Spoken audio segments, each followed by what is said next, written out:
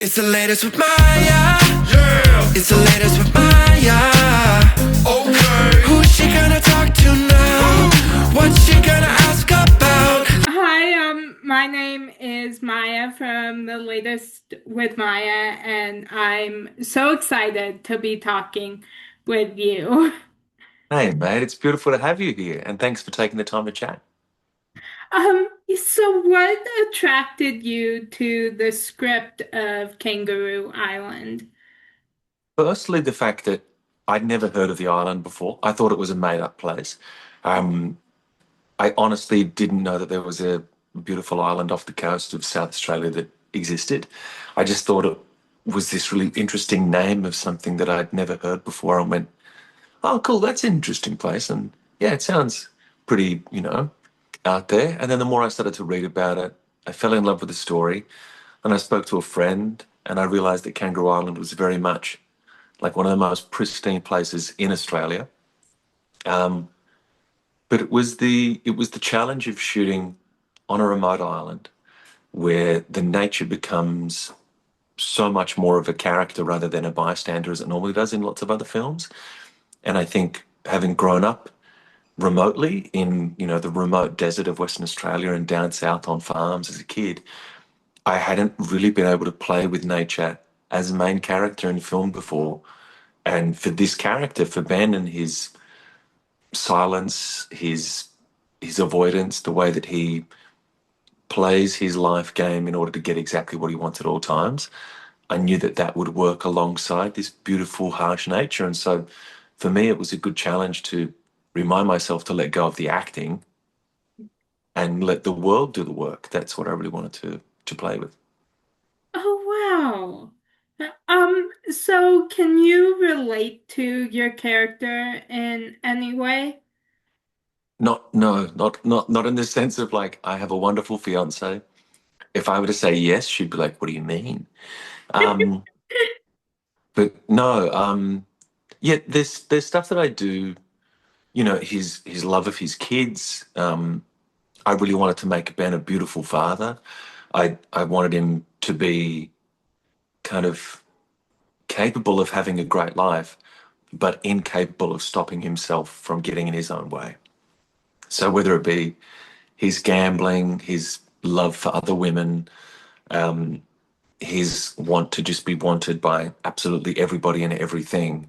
So there are some elements of Ben that I can relate to. His love of the ocean, of fishing, of surfing. Um, it was so beautiful to be able to shoot some of those scenes and go out swimming with dolphins that you didn't know if they were sharks or dolphins until they kind of like breached through the wave next to you and you went, oh, okay, I lived today. Fantastic. Um, but yeah, there's slight elements, but I wanted to make him enough of a stretch that I could detach and go home as well. Yeah. Oh, wow. Yeah, that would make me too anxious to not know if it was a dolphin or a shark.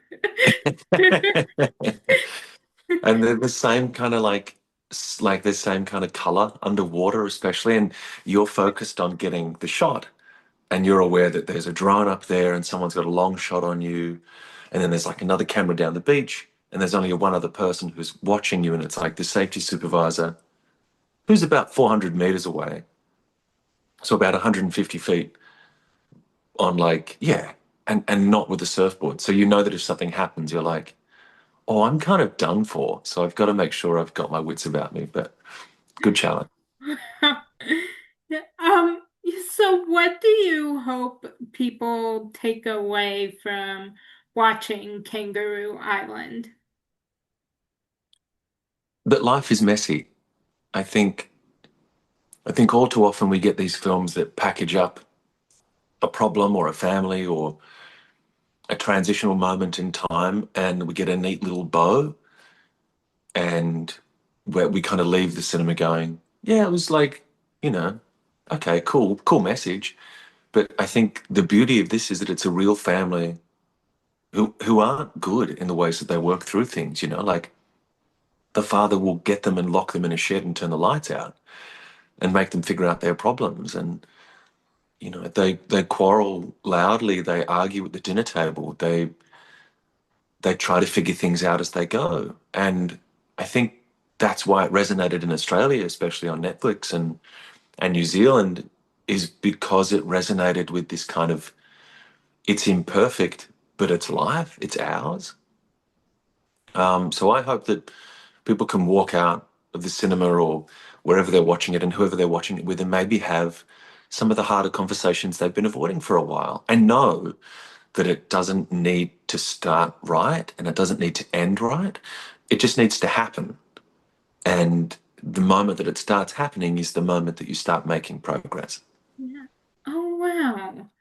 Yeah, I was so grateful to get a screener for the movie and I love it. It's immediately one of my favorites. So Oh, mate, that's beautiful. Thank you, Maya. I appreciate it.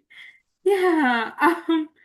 So were there any scenes from the movie that were particularly challenging to film? Yeah. Do you know the scene, since you've seen it, where myself and Beck, so it's Lou and Ben, are down near the rocks, near the ocean, talking Yeah, about her having coming home? Yeah. yeah, So that was tricky just in because of like where we shot it. So we were waiting, we were around this cove of a bay. High tide was coming in Australia, the tides are very big compared to like the rest of the world. So you've got to worry about, if you don't get the scene right soon, you're going to run out of rock and everyone's going to have to leave because there's going to be water everywhere. And then it's freezing. Beck's just wearing nothing but a dress. So she's starting to get more like colder and colder, and it's harder to act and feel free and impulsive when you're freezing cold. So you're trying to get it right, and the wind's playing havoc and changing, and the light's going behind huge clouds, and all these other external elements. Not to mention that we were still trying to figure out where it sat in the story, and if we were giving too much of Ben away, and like would we didn't want to turn our audiences away and make them all go, oh, we hate this guy and we hate this girl. Like, why are we going to, cheer for these people? I think it's such a precarious balance when you make films, like telling people what they need to know without telling them everything. Um, and so that was incredibly tricky. And I would say it's one of the moments where watching it at the Adelaide Film Festival for the premiere was the moment I was most proud of because despite all of the obstacles, we never stopped investigating what it was that we were trying to say in that moment. And so the moment we left and said cut and we moved on to the next scene, you could tell that everybody was really pumped. Everybody's smiling to themselves and doing that little small kind of like smile, like just really intrinsically pumped. So yeah, that and then all of the surfing stuff because it was very cold. Um, the surfing on surfboards that like weren't yours on waves you didn't know and trying to tell a story to your mates who were like all mad surfers. And I grew up surfing and hoping that you were going to surf well enough for people to go, yeah, he's cool. He's a surfer. yeah. Yeah, I always thought surfing is so cool and like I would just immediately fall right off if I tried. It's so much harder than it looks. I remember like I went to Indonesia for like a surf tour 2 years ago.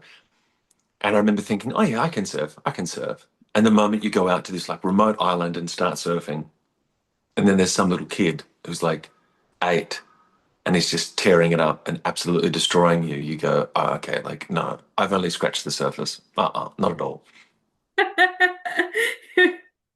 Um, so what genre of movie would your life story be told as? Good question. I think my life story would be told as a perpetual coming of age mixed with like a comedic western. I like that. Yeah. Yeah, like a bit goofy, a bit, a bit moody, but continuously kind of falling forward, if that makes any sense. Yeah. Yeah, I like that. Yeah. That's a great question. Thank you. Um, so if you had a warning label, what would yours say? Um, oh yeah. What's that one where it's like uh extreme noise or like extreme activity?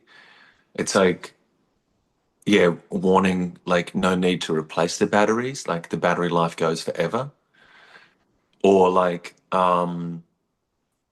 yeah, yeah, yeah. That's great. Danger.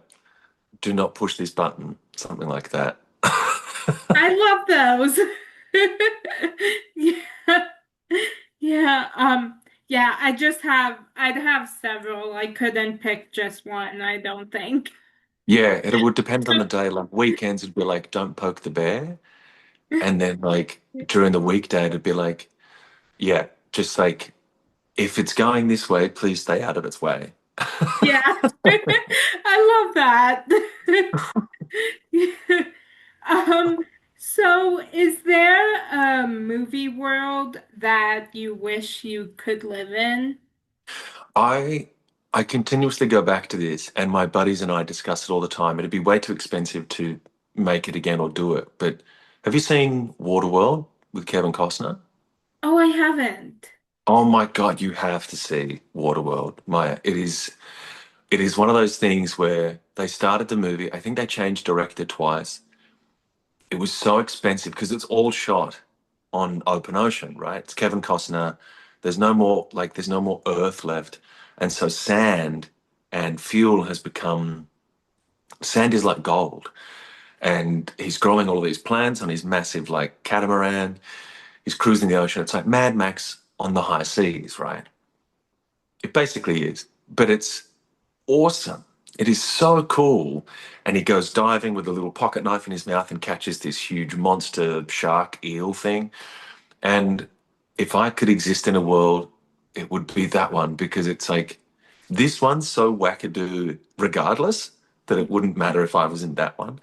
Um, but also, I would love to be in the remake or the continuation of the Waterworld universe. I think it's such a 90s kids movie. It was just so awesome. Yeah. Oh, wow. I love that. Yeah. Yeah, I'm writing down the movie. Um, Yeah. I think being Australian, like we grew up with Mad Max, especially if you grew up in the desert where I grew up as like a second language. And Dr. George Miller and his wife who edits, and her name always escapes me, so forgive me, but she is incredible. They've always worked as director editor on all their films. Um, and they've created this kind of universe that everybody then latches onto that's become this like that's where Terminator steals from. That's where all of these things kind of have come from. And Waterworld is just if you're not doing it in the desert, it's the complete opposite. And it's the same thing. It's so cool. oh, wow. Um, so I just have one final question for you. Yeah. So today, what are you most grateful for? Oh wow. Um, well the real simple answer is like the ability to continue to do what we do and connect with new people. So, like, for example, you're the first person I'm speaking to today, like, for longer than 10 seconds. And it's a brand new face, it's a brand new person that I've never met before. And I think that's something that's really special about what we do. Like, you would chat to many people within the space of your week and share stories and wander, like, watch films and take them apart. And I think all too often we forget that part of being a storyteller is like sharing new spaces and places with people and like learning more about yourself and having conversations that excite you, like you asking me about my life and how I would see it. And it changes things a little bit and makes you a little bit more aware of what's going on. So I think to me, that's what I'm most grateful for is that continuing of getting to become a storyteller and share stories and meet new people. So, yeah, I love that. Yeah. it's beautiful to connect. And thank you for taking the time to chat. Yeah, thank you so much for taking the time to chat with me and answer my questions. I've loved speaking with you, so thank you. Ditto, mate. And have a beautiful week ahead. Thanks for watching and thanks for sharing Kangaroo Island with everybody. Yeah, thank you. And I can't wait for everyone to see the movie. Thanks, mate. Appreciate it. Yeah, thank you. Latest with Maya. Yeah. It's the latest with Maya.